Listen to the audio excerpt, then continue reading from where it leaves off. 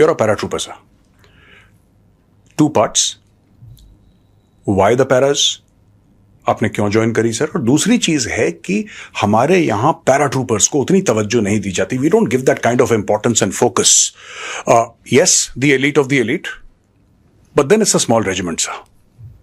It's growing but it's still small. हम lift capability की बात करते हैं, हम एयरबोर्न फोर्सेस की बात करते हैं. क्या हम उस लेवल पे कभी जाएंगे या हमें जाना चाहिए? तो ये सवाल है सर आपसे. बहुत अच्छा सवाल है. 2 हिस्सों में है. पहली बात तो मेरे पर्सनल की मैंने ज्वाइन क्यों करा जी. उसके 2 कारण हैं. एक तो मैं बहुत ज्यादा रीड करता बुक्स वगैरह खासतौर से. And I read the last battle and I read the bridge too far later on. तो मैं बड़ा एनामर था पैरिस से. और जब 71 में हम इंडिया में थे जी, और जब मैंने तंगेल रॉक के बारे में सुना तो मैंने कहा यार ये करना चाहिए. और दूसरी बात मैंने क्यों जान के बहुत हाइट से बहुत डर लगता था मुझको. ओहो. मैंने कहा ये डर तो है लेकिन डर तो सबको लगता है, डर को ओवरकम करना चाहिए. तो I join the parachute regiment. Lucky हो गए. एंड उसका प्रोबेशन होता है 14 आवर्स ज्वाइन. सर एक मिनट, आपने पैराज इसलिए ज्वाइन करी क्योंकि आपको ऊंचाइयों से डर लगता था? बिल्कुल ठीक बोल रहे हैं. तो आपने बोला बिल्डिंग से डर लगता है, एक काम करता हूं जहाज से कूदूंगा. हाँ, जहां से कूदूंगा. नहीं तो डर खत्म हो जाएगा था सर. ऊंचाई से डर लगता था. कोई भी ऊंचाई, कोई भी ऊंचाई से, कोई भी ऊंचाई से. तो आपने बोला अब जहाज से कूदना चाहिए. डर को जीतना है. ठीक है डर तो हर सर को लगता है जी. Overcoming fear is very important. Overcoming fear is everybody is afraid. Everyone is जी. अफ्रेड. कोई बोले कि मैं डरता नहीं हूं तो जैसे फिल्म में सैंड बॉक्स वाला जाता वो गुरखा है या झूठ बोल रहा है. Yes sir. मैं गुरखा तो हूं नहीं. मैं पैराट्रूपर हूं जी. But very lucky I joined the best अच्छा. And they made me the best. तो सर कैसा रहा? आप प्रोबेशन के बारे में बताइए. रगड़म पट्टी जबरदस्त होती है सर? जबरदस्त भी अंडरस्टेटमेंट है. मतलब जिसको कहते हैं लिविंग हेल, तो it is a living hello.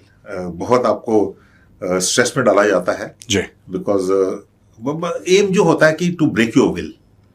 अगर आपकी जो विल है वो तोड़नी है और आप टूटते नहीं हो, इसका मतलब you can fit to any situation whatsoever. And it's not a question of आप कितने टफ है. मेंटल टफनेस, फिजिकल टफनेस एक चीज, but mental toughness, emotional toughness बहुत जरूरी है उसमें. एंड जो ट्रेनिंग है उसका ट्रेन तो हम कर देंगे, ट्रेनिंग में तो कोई प्रॉब्लम नहीं है. But the fact is that you have to have the trainability factor.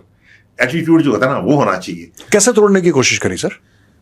देखिए, आपको फिजिकली आपको बिल्कुल स्ट्रेस में डाल दिया. Sleeplessness, total sleeplessness. दिन में 2 घंटे 3 घंटे स्लीप मिलती है. And mental this thing. And then intellectually you have to give lectures, you have to write papers. लोग सोचते हैं सिर्फ भागना ही है. भागना सब कुछ नहीं है. वो तो भाग तो कोई भी 100 किलोमीटर भागना 100 किलोमीटर भाग लेगा कोई भी. लेकिन उसके बाद आके आपको देखना है कि आपने पेपर लिखना है, अपने लेक्चर देना है, अपने एक्सटेम्पोर देना है. And how you conduct with yourself with the man. जब प्रोबेशनर है, आप ऑफिसर नहीं है. सॉरी, सब तारे वारे सब निकल गए. कुछ तारे वारे नहीं है. मतलब you are a simple probationer. You are the lowest of the lowest. You not a soldier also. Probie बिल्कुल. तो वो बड़ा अच्छा होता है. एंड सब बराबर होते हैं उसमें. And there is a lot of एक दूसरे को खींचते हैं, एनकरेज करते हैं. एंड टीम बिल्डिंग है उसमें. और बड़ा मजा आता है उसमें जो सिलेक्ट हो जाते हैं. जो नहीं होते हैं उनके लिए बुरा भी लगता है. कांच खाते हैं सर जो दिखाते हैं? कांच तो खाते हैं. कांच तो खाना पड़ता है. वो कांच तो पापड़ है, उसमें कोई बड़ी बात नहीं. ऐसे करके ग्लास से लेकर ग्लास ये जैसे ये ग्लास पड़ा है सर. हाँ, ये ब्रेक इट. मैं करूंगा नहीं. अच्छा ग्लास है. इसको ना तोड़ा जाए. ना तोड़ा जाए इसको. और कांच खाते हैं. बेसिकली अबाउट 22-23 kgs का जो पैक होता है वेपन उसके बाद. सर तो everything is that pack is part of your body actually. तो उसी में हमने सोना है, उसी में काम करना है, उसी में सब कुछ करना है. तो your body weight and your back weight is something which you have to. तो आप जो कह रहे हैं सर, इतने स्ट्रेस में डाल के, इतनी परेशानी में डाल के कहते हैं कि लेक्चर दो. And obviously it has to be on a military topic. It's not random arbitrary. You are sleep deprived. आप सोए नहीं सर. आप 1-1.5 महीने से नहीं सोए सर, क्योंकि आई थिंक 3 महीने का होता है 90 डेज का प्रोबेशन. आप 1-1.5 महीने से ठीक से सोए नहीं.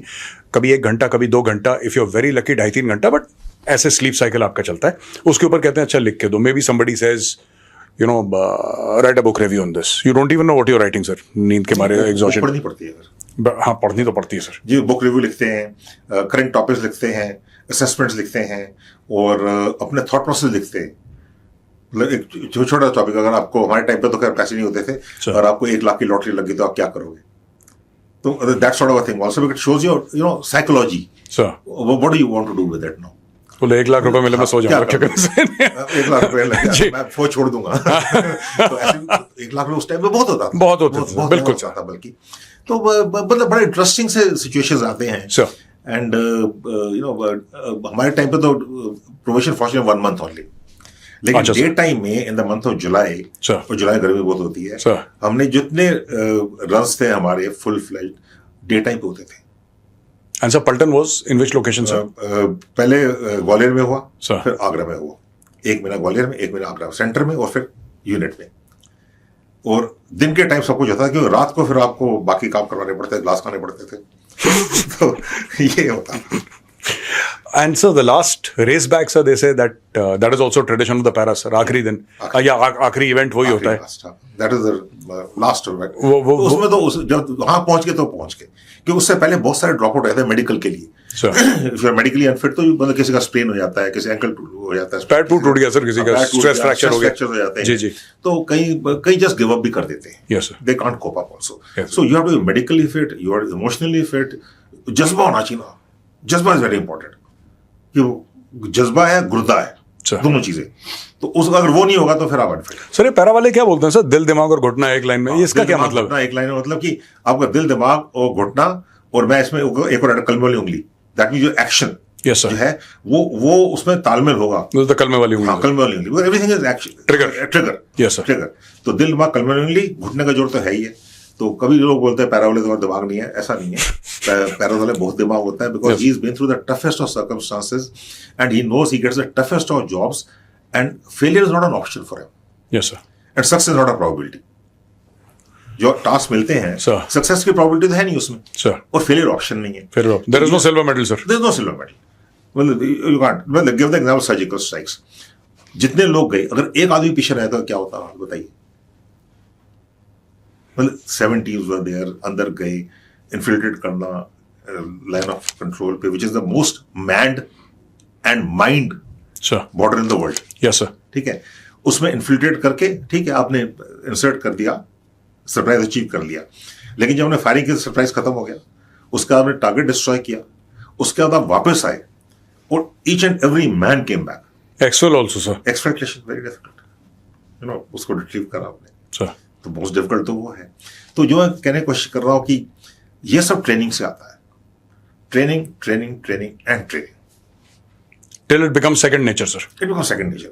मतलब यू नो दैट बॉडी का सैचुरेशन पॉइंट है ही नहीं, और आपने तो नौकरी बहुत कर रखी है, बॉडी का कोई सैचुरेशन पॉइंट नहीं है। Body can go without sleep, without food, and you can continue to do, but किसके लिए? यूनिट के लिए।